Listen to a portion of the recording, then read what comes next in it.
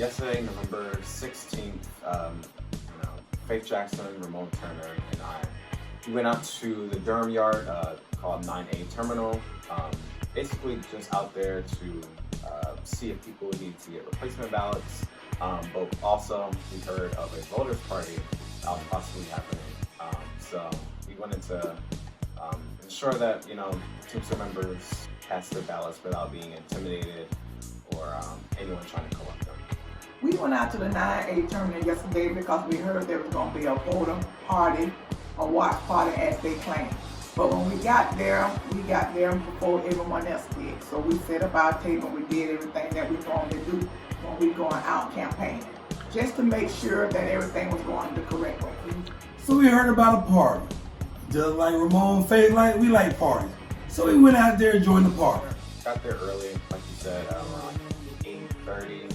What I decided to do was to get a poster, put on the back of it, and say, stewards collecting ballots is illegal.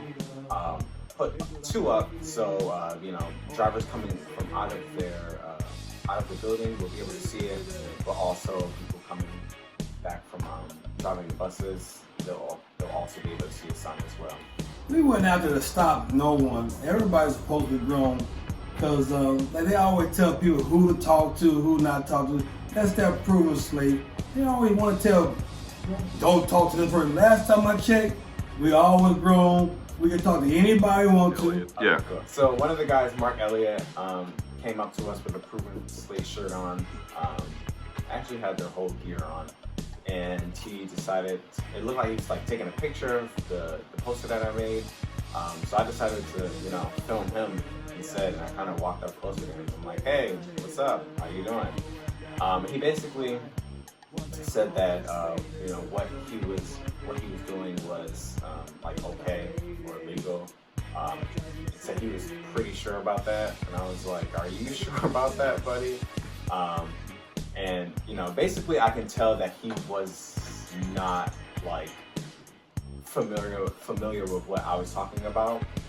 So I'm pretty sure that our sign did spook them a little bit, because after that he tried to say, oh no, we're not collecting ballots. They said that they had the right to help with the ballots, that we need to understand the laws and the rules, but unfortunately, since we were there, I think a lot of that got cut short.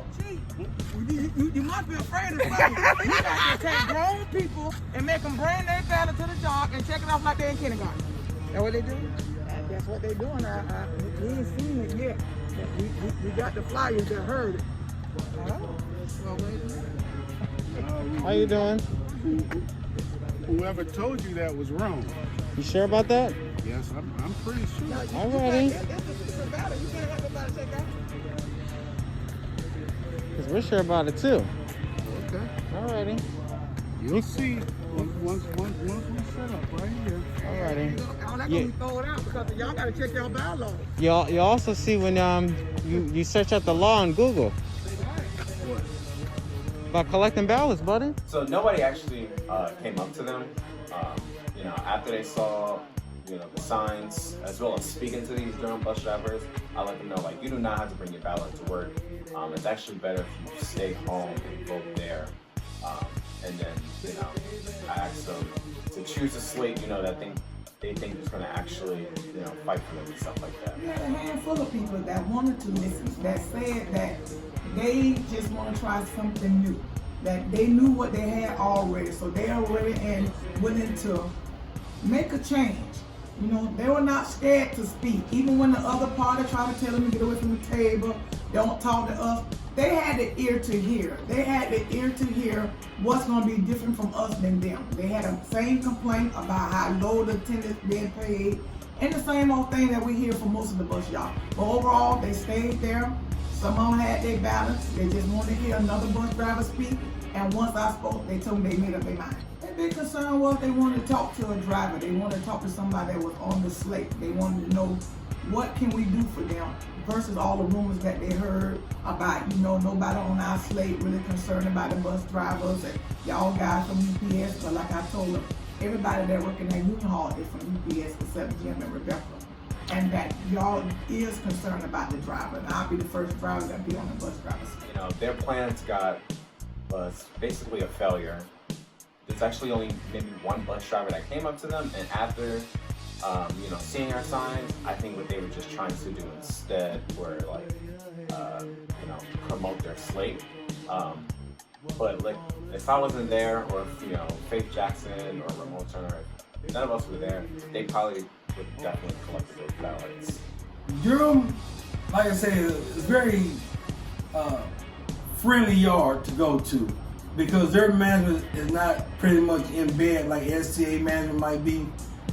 They allow both parties to do what they have to do during this campaign time. So yes, it's more friendly out there with their management because they understand it's only been a short while and it ain't got nothing to do with the company. But another company like STA, they think they got stake in this, which they might do. We ain't gonna say what that is.